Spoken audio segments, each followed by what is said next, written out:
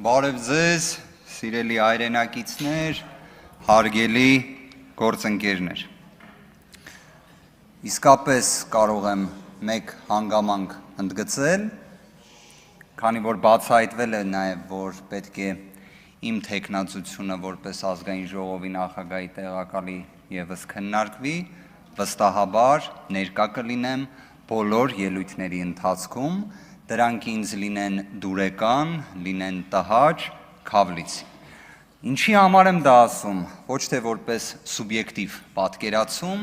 այլ որպես ազգային ժողովի, որպես ինստիտուտի նկատմամբ վերաբերմունքի ընդգծում։ Հետաքրքիր հանգամանք է, չէ՞, մենք խորհրդարանական կառավարման համակարգը որպես մոդել որդեգրած երկիր ենք, եւ այդ իմաստով այս ամբիոնը, այս նիստերի դահլիճը ամենամեծ պատասխանատվությունը պետք է կրի։ Անկեղծորեն եմ ասում, վերջին 4 տարիներին ես այդ աստիճան ուշադրությամբ չեմ հետևել ազգային ժողովի աշխատանքներին, ինչպես վերջին օրերին։ Երևի թե նկատած կլինեք, ուժեղ Հայաստան խմբակցությունը բոլոր ելույթների ընթացքում ներկա է ազգային ժողովի նիստերի դահլիճում։ Դրանով ինչ ենք ուզում մեր հանրությանը, մեր հայրենակիցներին փոխանցել։ Սա ի դեպ հենց օբյեկտիվորեն գաղտնազերծեմ այս հանգամանքը, մեր խմբակցության ղեկավարի դիրքորոշումն է, որն էլ խմբակցության կողմից ամբողջությամբ կիսվում է, որովհետև երևի թե մեր հանրությունը իսկապես պետք է որակապես այլ մթնոլորտ եւ միջավայր տեսնի։ Գիտեմ շատ խոսվեց խոսույթի մասին եւ այլն, շատ հարցերի պատասխանը միշտ լինում է օրենքներում։ Օրինակ ազգային ժողովի կանոնակարգ սահմանադրական օրենքը արգելում է վիրավորական արտահայտություններ այս ամբիոնից հնչեցնել։ Ընդհանրապես արգելում է։ Ընդհանրապես մեր օրենսդրությունը արգելում է վիրավորանքը։ Այլ հարց դրա համար քրեական պատասխանատվություն չկա, բայց այն որպես երևույթ արգելված։ Եկեք բոլոր դեպքերում, քանի որ շատ խոսվեց հայ փոստի մասին, որը բնավ ազգային ժողովի նախագահի տեղակալի թեկնածուի հետ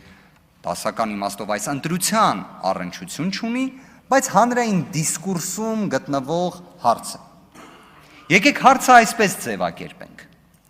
արդյոք պետությունը լավ կառավարիչ է թե ոչ։ Արդյոք պետական պաշտոնյաները մասնավոր ոլորտին վերաբերող ծառայությունների տեսանկյունից լավ կառավարիչ են թե ոչ։ Միջազգային փորձը օրինակ այս հարցին ուղիղ պատասխան է տվել, որ ոչ, լավ կառավարիչ չէ։ Ավելին, միջազգային փորձը ասում է, որ այդ ամենից իրապես կոմունիզմի կամ կարմիր գույնի մշակույթի հոտն է գալիս։ Հիմա ոնց է ստացվում, որ Հայաստանի Հանրապետությունը սրընթաց այդ ուղղությամբ է գնում։ Կամ կառավարիչներ են նշանակվում պետության կողմից, կամ պետությունը փայատեր է դառնում հիմնարկներում։ Այս մոդելը որտեղից է վերցվել, օրինակ ասում են, չէ, միջազգային լավագույն փորձն, international best practice, այդ որտեղից է գալիս, օրինակ մի հատ կասեք ինձ եվրոպական ժամանակակից մի երկիր, օրինակ Շվեդիան, որը ամեն կերպ ուզում է մասնավոր ընկերություններում փայաբաժին ունենա։ Ոնց որ չի լինում, չէ, բա ինչի է Հայաստանի Հանրապետությունը սրընթաց այդ ուղով գնում։ Կարծես թե պատգամավորներից մեկը մի դիրքորոշում ներկայացրեց, ասեց, բա հայ փոստը ի վերջո պետության սեփականությունն է, հետևաբար ծառայությունները պետք է լինեն շատ լավը, հետևաբար վարձատրությունն էլ պետք է լինի շատ բարձր։ Այս ֆորմուլան շատ հետաքրքիր է, իրականությանն էլ մոտ ի դեպ։ Իսկ ասեք ինձ կառավարիչներին ներկայացվող պահանջները որոնք են, չափորոշիչները որոնք են։ Օրինակ ազգային ժողովի падգամավոր կարող է լինել X, Y պահանջներին համապատասխանող անձը։ Իսկ ասեք այդ պետության լավ որակյալ ծառայություն եւ բարձր վարձատրություն ենթադրող անձանց նշանակման չափանիշը որն է։ Եթե անկեղծ լինենք հարգելի գործընկերներ մեր հայրենակիցների հետ, դուք այլևս վերջին տարիներին բացահայտել եք դրա չափանիշը։ Դա մեկն է, քաղաքացիական պայմանագրի անդամ լինելը կամ փոխկապակցված լինելը։ Ես հասկանում եմ ձեր գործընկերն է, բայց խնդրում եմ ասեք, Ռոմանոս Պետրոսյանի ի վերջո մասնագիտական կարիերայի տեսանկյունից որն էր այն չափորոշիչը, ըստ որի դուք գնահատեցիք, որ հենց ինքը կարող է լինել լավագույն կառավարիչը հեծի։ Դեռ ի վերջո ես վստահ եմ կլինի անկախ աուդիտ, մեկը իդեպ առաջարկեց, որ խորհրդարանական վերահսկողական գործիքները իրացվեն պարզելու համար արդյունավետությունը, բա որ պարզվի արդյունավետությունը լավը չէ, այդ ժամանակ ինչ ենք ասելու, իդեպ դուք ինչ եք ասելու, բայց ինչ-որ իմաստով մենք ինչ ենք ասելու, որովհետև այդ ամենից տուժողը մեր հասարակությունն է։ Մեկ հանգամանքի ուզում եմ անպայման անդրադառնամ, քանի որ կրկին ընտրությունների հետ կապված հարցերը շատ է քննարկվում, ես հասկանում եմ, նորմալ է, երևի թե եթե իշխանության դիրքերից ես նայում, երբ կասկածի տակ է դրվում ընտրությունների լեգիտիմությունը, դուք ամեն կերպ դա պետք է պաշտպանեք։ Այսինքն, եթե դատարանի անալոգիան անենք, այստեղ կարելի ասել հայցվորի կամ պատասխանողի դիրքերից հանդես գալու իրավիճակն է լինում։ Բայց այստեղ վեճ չունենք իրար հետ։ Տեսեք, օրինակ մեկը որպես ճշմարտության աղբյուր հղում տվեց Դանիել Իոնիսյանին։ Մեկն էլ ասեց, որ այ օրինակ քաղաքացիական պայմանագիր խմբակցությունից պատգամավորներից մեկը ամեն կերպ ասում էր, որ այդ ընտրատեղամասի արդյունքները հանգարց անվավեր չճանաչեք։ Հա? Մենք ինչ ենք ասում, անվավեր ճանաչեք, դրան հետևանք կա, այն է ըստ ընտրական օրենսգրքի վերաքվյարկություն,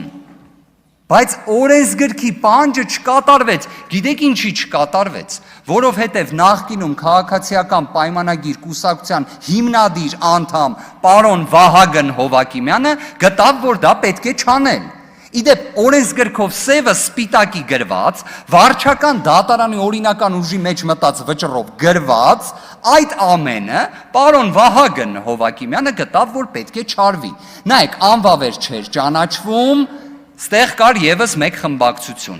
Անվավեր ճանաչվում էր, լինում էր վերաքվյարկություն, բայց ըստ պարոն Հովակիմյանի դա լինելու էր տակտիկական քվյարկություն, որի արդյունքում լինելու էր մեկ այլ խմբակցություն եւ մեկ խմբակցություն չէր ունենալու 3/5-ը։ Հիմա այս ռեբուսը ոնց նայում ենք հարգելի գործընկերներ, սիրելի հայրենակիցներ, շահում է մեկ ուժ եւ այդ մեկ ուժը քաղաքացիական պայմանագիրն է։ Պարոն Կոնջորյանը իր ելույթում հղում տվեց Սահմանադրական դատարանի 1708 որոշմանը, լավ էր, որ դրան հղում տվեց, այդ որոշումը ընդունվել է ընդդիմադիր խմբակցության դիմումի հիման վրա, ներկայացուցիչը եղել է Արծվիկ Մինասյան, որն էլ ինչին էր վերաբերում, նենց տպավորություն էր օրինակ, որ տենաս ինչ մի առիթ է եղել, որ այդ ՍԴ որոշումը ծնվել է։ Քանի որ նախկինում 8-րդ գումարման ազգային ժողովի շրջանակներում կառավարող խմբակցությունը փաստացի խոչընդոտել է ընդդիմադիրներին վերապահված մշտական անձնաժողովների նախագահների փոխնախագահների, այսպես ասած պաշտոնների համալրմանը, նույնիսկ հակասահմանադրական ճանապարհով փոխնախագահ էր նշանակել, ՍԴ որոշումը դրա մասին էր։ Ու դա պարոն Կոնջորյանը ներկայացնում է լրիվ այլ լույսի ներքո։ Սիրելի հայրենակիցներ, նման իրավիճակների հաճախ ենք հանդիպելու, որ փաստորեն խնդիրը, որը հենց ստեղծել էր իշխանությունը, լրիվ այլ լույսի ներքո ներկայացվում է որպես Սահմանադրական դատարանի որոշում։ Ես չեմ կարող անդրադարձ չկատարել քաղաքական բանտարկյալների հարցերին։ Այո, Հայաստանի Հանրապետությունում կան բազմաթիվ քաղբանտարկյալներ, բայց այս բանաձևին առաջարկում եմ հետևյալ լուծումը։ Ես շատ ուշադիր լսեցի պարոն Ռուբինյանի հոր կալանքի վերաբերյալ հանգամանք։ Գրեթե համոզված եմ, որ այդ կալանքի, թույլ տվեք պնդումն էլ կատարեմ, ապօրինի կալանքի որոշումը կայացրել է մնացական Մարտիրոսյանը։ Պարոն Վարդիվյան, հարցրեցի, ասաց անունը չեմ հիշում, բայց կին էր։ Մնացական Մարտիրոսյանը ոնց որ թե կին չի։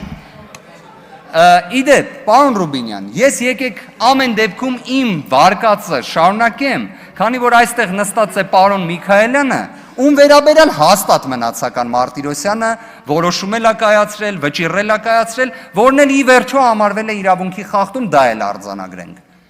Մնացական Մարտիրոսյանը, սիրելի հայրենակիցներ, 2018 թվականից հետո ամենից բարձր պաշտոններն է զբաղեցնում դատական համակարգում, ամենից շատ կալանքի որոշումներն է կայացնում Հայաստանում,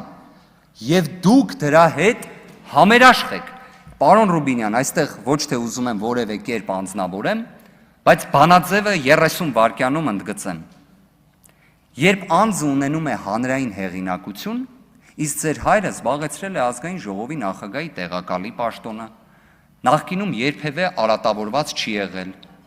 Դատարանները այդ դեպքերում պետք է կալանք չկիրառեն։ Իսկ դուք գիտեք վերջին տարիներին այս չափանիշներին բավարարող քանի անձանց են կալանավորել, հարյուրավոր, հիմա էլ կան կալանավորված, այստեղ է ամբողջ խնդիրը, դեռ հին Հռոմում ինչ էին ասում, դրանով էլ ավարտեմ խոսքս, ասում էին թող արդարությունը իրականացվի, թեկուզ երկինքը փուլ գա, Հայաստանում իրավունքը պետք է գերակայի, վստահ ենք կգերակայի, շնորհակալություն։ Պարոն Վարդանյան, ձեր տունը շինվին եք ասում։